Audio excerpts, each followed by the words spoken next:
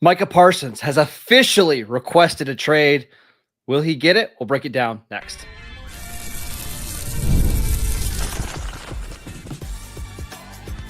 You are Locked On Cowboys, your daily Dallas Cowboys podcast.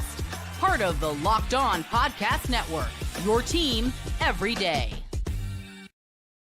Welcome back to the Locked On Cowboys podcast, part of the Locked On Podcast Network, your team every day. We'd like to thank you for making us your first listen of the day. I am your host, Marcus Mosher. You can follow me on Twitter at Marcus_Mosher. He is Landon McCool. Check him out on Twitter at McCoolBCB. This is our second episode of the day. We actually did our show earlier on Friday morning detailing the Cowboys practice from Thursday. If you want to know about like what's actually going on in the field for the Dallas Cowboys during training camp, I highly encourage you to listen to that show.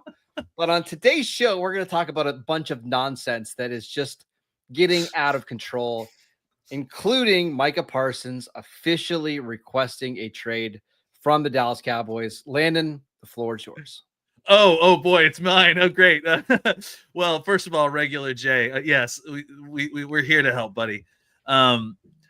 Look, I mean, this is clearly an escalation. This is clearly, a step up from the conversations that they have been and the talk that they've been having. I'm still not moved by this. Like, I'm still not, I still don't feel like this changes the angles too much. I think it changes the angles for the negotiation, and that's the point, right? It's a way for Micah to create more leverage to try to get this deal done the way they want. But look, I mean, everything that we've heard from folks that know make this sound like this is literally a problem of these two sides needing to, who's going to blink first, and then they're going to have the conversation. It sounds like they may even have the numbers down. It sounds like this whole thing may be about a length of contract in some ways. But regardless, at this point, they clearly are arguing pretty loudly and publicly. Micah has taken a step, kind of up in his war of wars, words warfare. He's learned from the best. I mean, he learned from Jerry, so like, I think at this point it's still a lot of bluster.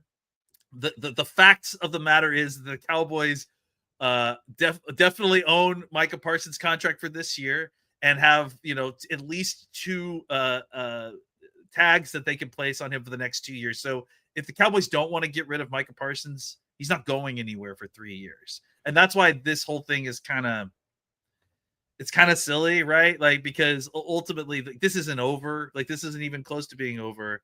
And it's about winning this negotiation. But I would, and everyone who's afraid, and I totally get it. Like, he's our best player. I don't want to lose him either, because I think he's a great player, and I like Micah Parsons a lot as well. I would point to the Myles Garrett situation, as many people are kind of pointing out here, which happened literally 2 months ago. Where Myles literally, wanted a trade and asked for a trade very publicly, and then the deal very kind of subtly got done, and it all went away. So I think that's where I'm at.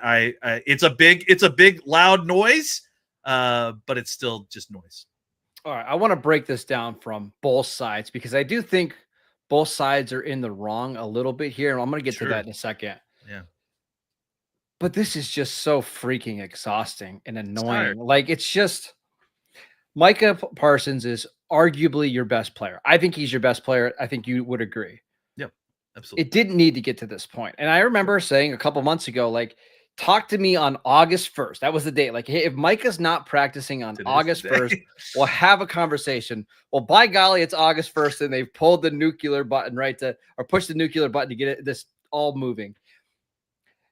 I know there's other teams that are dealing with this kind of stuff. Like, Washington is dealing with the Terry McLaurin stuff. Now, it's a little different. He's 30, right? And he's wanting to be paid like a top end receiver. Myles Garrett was dealing with this stuff with the Browns, but I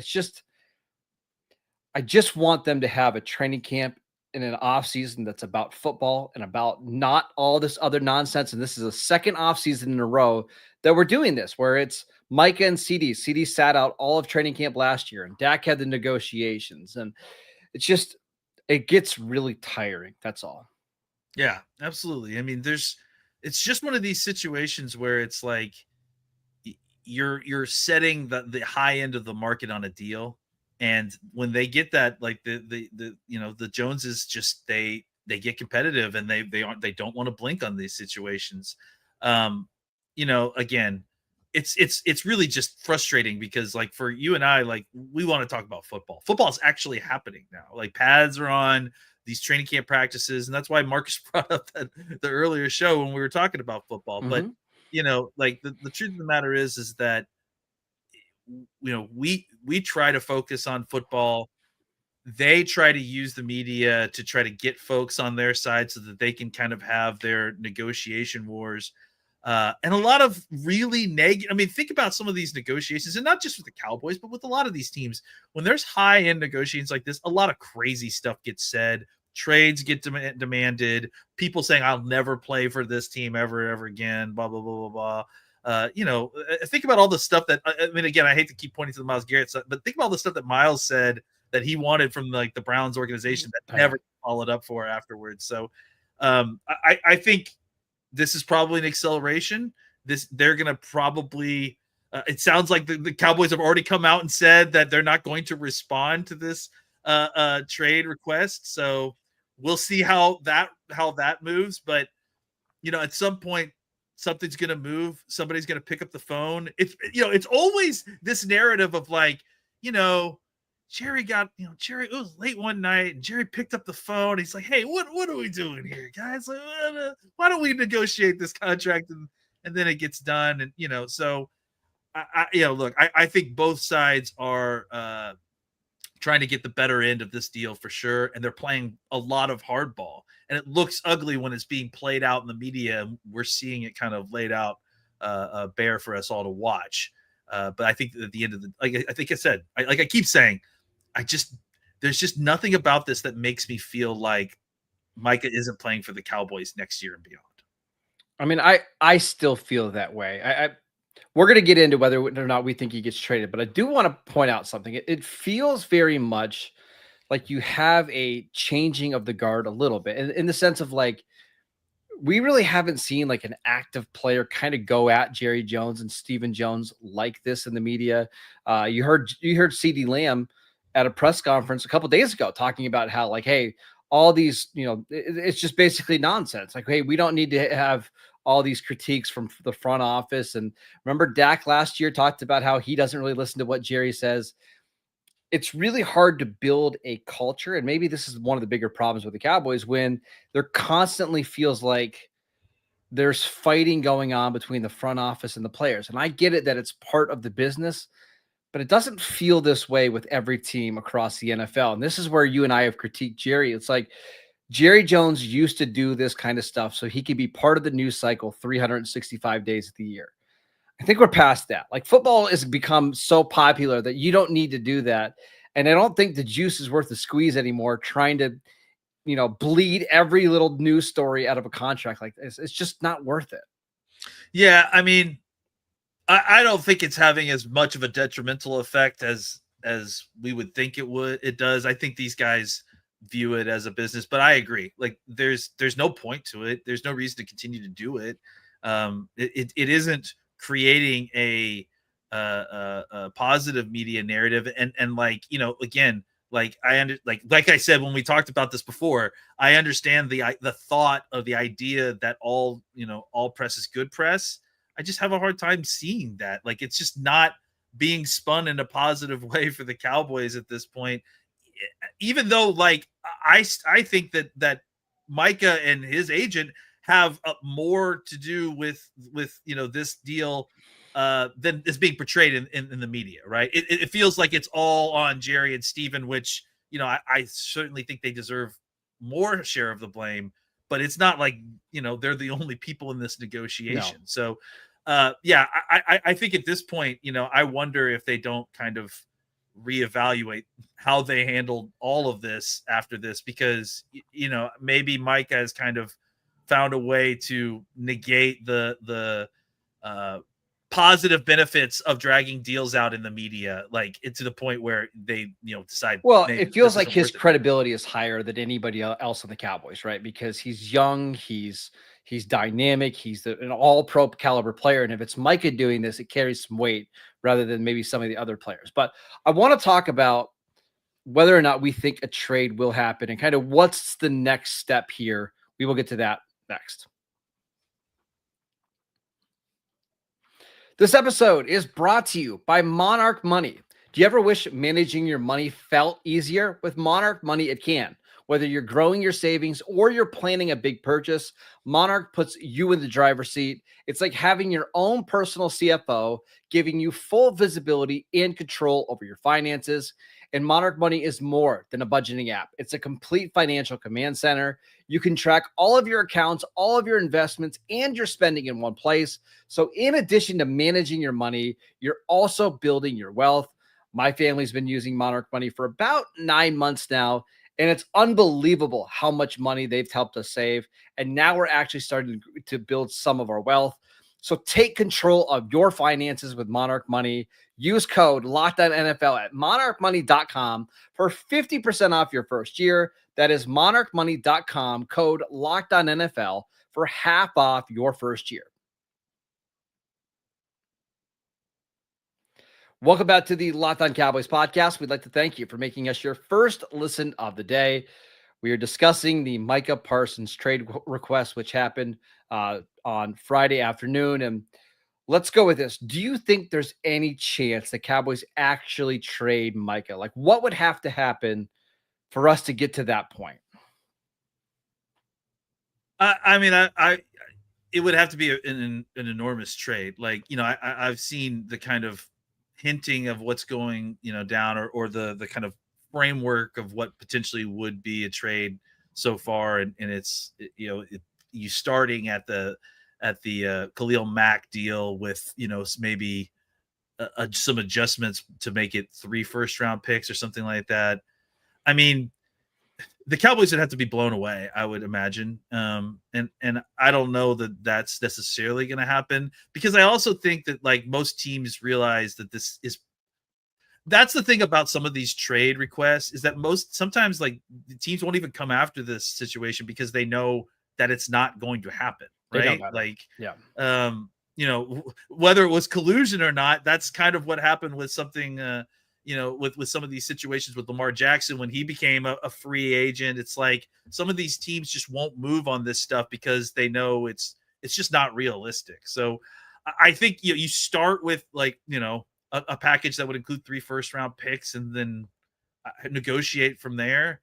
But I just, like I said, I can't imagine a situation where they got a deal that would blow them away enough that they would actually execute it. Now, one of the things I'll be curious to see, and I think I know the answer, is if they allow Micah Parsons to go out and try to find trade offers and his agent, right? Because I think what that can do is you could see what other teams would offer Micah on a deal, and maybe that helps speed up negotiations a little bit. Like, hey, Washington's willing to pay Micah $44 million a year.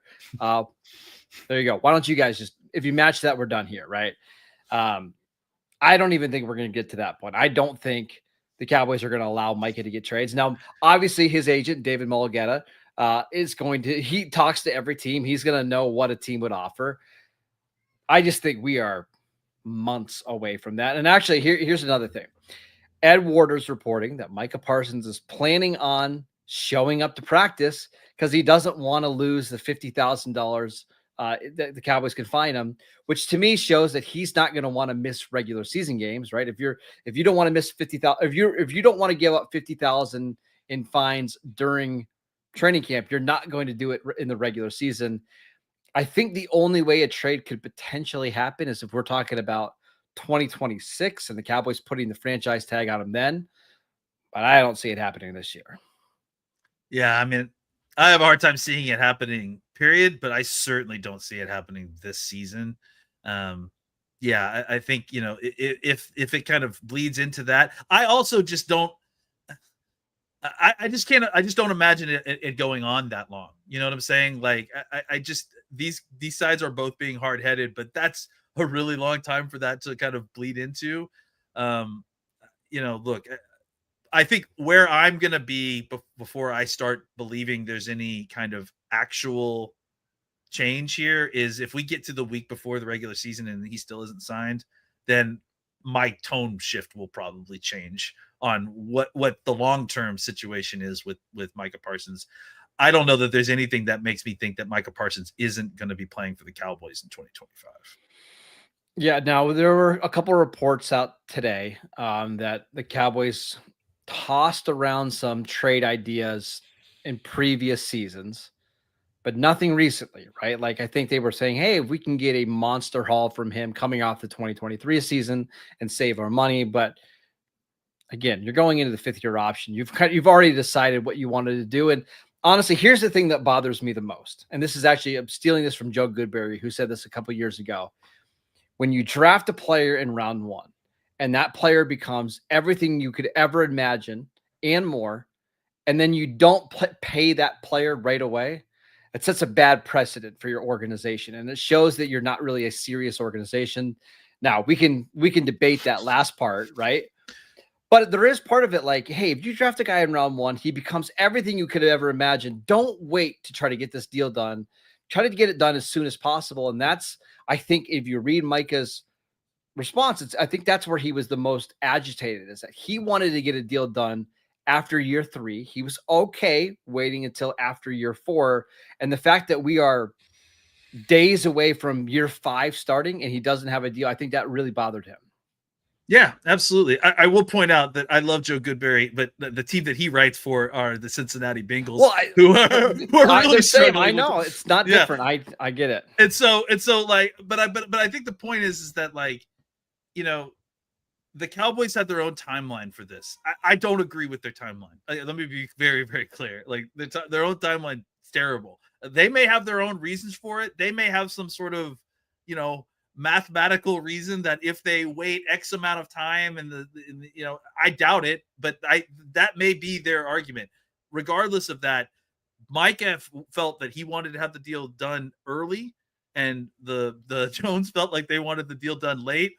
Both of those sides are kind of working against their own financial arguments by suggesting that. So at this point, it's like these guys just need to talk. And if like, maybe you're right. If, letting Micah go out and see what the offers are for trades, if that like kind of greases the wheels enough to kind of go through here for things to start working, then maybe that's what it takes. I will also point out in that same article that you referenced, in which 2 years ago or whatever, that the Cowboys were potentially kicking around the idea of the trading Micah. Yeah. I mean, there was only one voice that said absolutely not. We are not going to do this. And that was Jerry Jones, right? And I think that the thing that we cannot forget here is that Jerry and Micah like really, really like each other. Like really, really, really do. And so, I don't think that that's changed. I think that they're, at the end of the day, it's interesting that Mike has kind of signaled out Stephen Jones. He said he sent the request to Stephen Jones.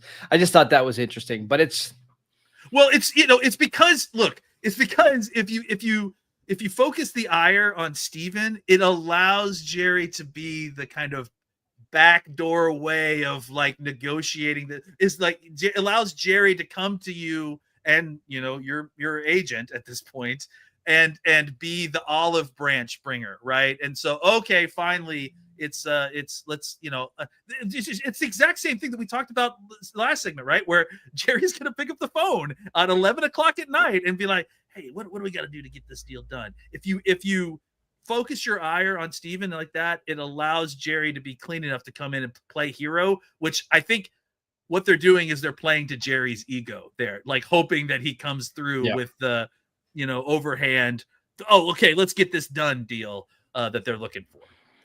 Again, I just want to be clear. I don't think the Cowboys are going to trade Micah Parsons. I think this is just a lever that agents play to try to turn fans against the front office, right? To put pressure on the front office so that a deal will get done. We've seen this happen across the NFL between Myles Garrett, Trey Hendrickson. Just this week, Terry McLaurin was another one, right? So I don't think it's going to happen. I will say, if a trade happens, that would be a colossal failure by this front office. If we get to the point where he does get moved, I don't even care what the package is. I don't care whether it's 2 first rounds or first round picks or 3 first round picks. We're talking about a disaster. And I don't think we get there, but I wanted to be on record with that. Yeah, I think that's fair. Yeah. It would be great. Yeah. All right. So let's talk about who's to blame the most for this Micah Parsons trade request. I've got a take for you that I'm kind of, we're going to call it a half-baked take. We will get to that next. This episode is brought to you by 5 Hour Energy. Boy, do I need one today. It's time to fuel up and turn it up with 5 Hour Energy Transfusion. It brings the bold grape, ginger, and lime flavor of your favorite golf drink, minus the alcohol, into a quick, energizing shot. Whether you're out sinking birdies or making memories with friends, this one is a hole-in-one for your energy game. And let's be honest, some days on the course, certainly off it, you need that extra boost to stay sharp and energized. I was out on the golf course today when the Micah Parsons news broke, and I just kept shaking my head because I knew what that meant for our work schedule. But that doesn't matter. Golf is all about good times with good people and good flavors, of course. And the grape, ginger, lime flavor gives you the best parts of your clubhouse go-to without having to chase down the bev cart. If you go to 5hourenergy.com today, that is the number 5hourenergy.com. You can use our promo code LOCKEDONGOLF to receive 20% off your order. This offer is only valid until September 30th on one order and cannot be used with other promotions. This code is not good on subscription orders. So whether you're meeting up with friends or trying to turn 18 holes into 36, get the energizing boost you need to power through. Order transfusion flavored 5 Hour Energy shots today. Welcome back to the Locked On Cowboys podcast. We'd like to thank you for making us your first and second listen today. For your third lesson, check out the Locked On Bets show. Betting experts Lee Sterling and Kevin Rogers have daily MLB locks and can't miss football futures. Find Locked On Bets on YouTube or wherever you listen to your podcast. All right, Landon. Who do you think deserves the most blame for all of this?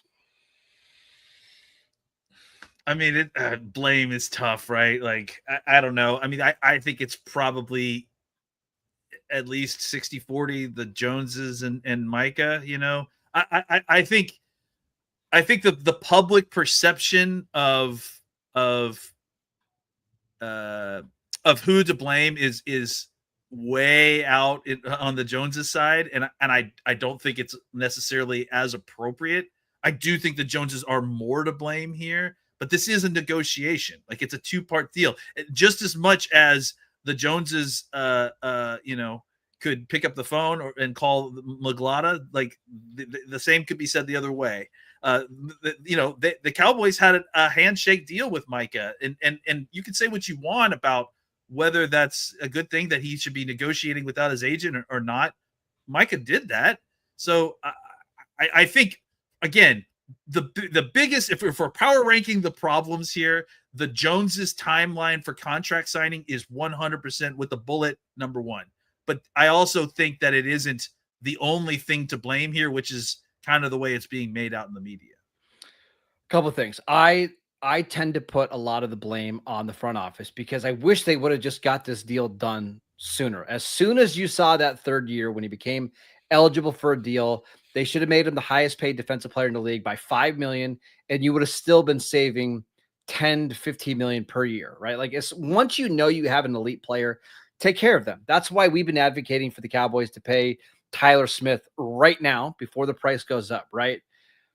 I will say something Micah Parsons said in December, I think is actually hurting him now towards a deal. So if you remember, on December 19th, 2024, the Cowboys had a Monday Night Football game. I believe it was against Tampa Bay. And before that game, he was speaking with Todd Archer. And Micah said, I don't need $40 million per year. I don't need to be the highest paid defensive player in the league. Because there's no real difference between 30 and 40 million. He said, I want to be here. I want to have a good teammates around me. And it's not worth me getting 40 million a year and having nobody opposite me, right? Micah, I think, was indicating that he's willing to take a less than market value deal.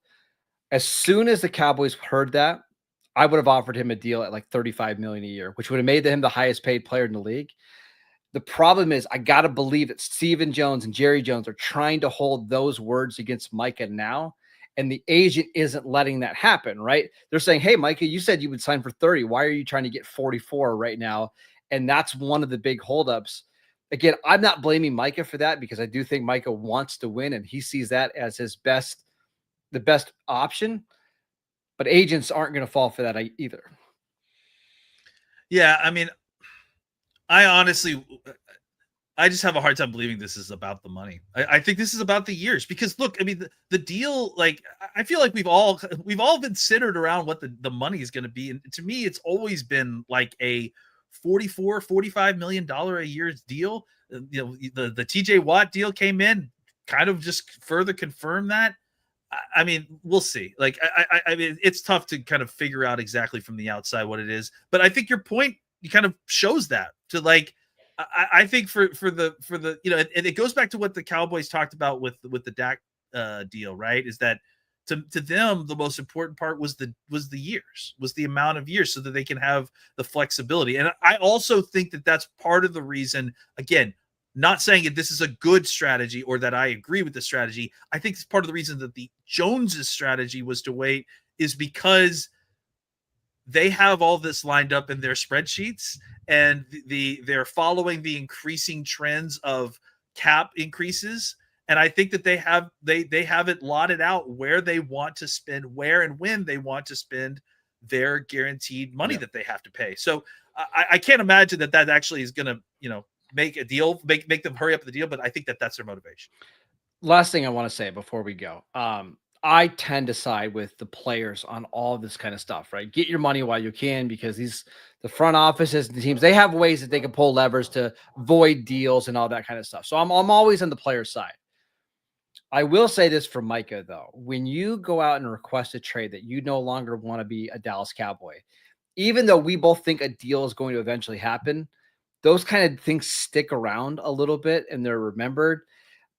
He is one of the most popular players in the NFL, one of the most popular Cowboys. I do think they're going to be a subsection of Cowboy fans that will always kind of remember, hey, you tried to request a trade out of here, even when you were in the contract negotiation, and other stars outside of Myles Garrett didn't do that. So are you really in it for the team? Are you really in it, or are you just in it for yourself? I think Micah wants to be a Cowboy. He wants this team to win, but now you've created some unnecessary doubt that I just don't think needs to be there. Yeah. I mean, I think, like I said, both sides are at fault. Both sides should just suck it up, get to the table. Let's get the deal done. All right. That is it for today's show. We want to thank you for making Locked On Cowboys your first listen every single day. Go download the podcast wherever you get your podcasts. We are free and available on all platforms. You can follow Landon on Twitter at McCoolBCB. I'm at Marcus_Mosher. Go outside, enjoy your weekend. Don't stress about this Micah Parsons stuff. We got a long ways to go. It's going to be okay. We'll see you guys right back here on Monday.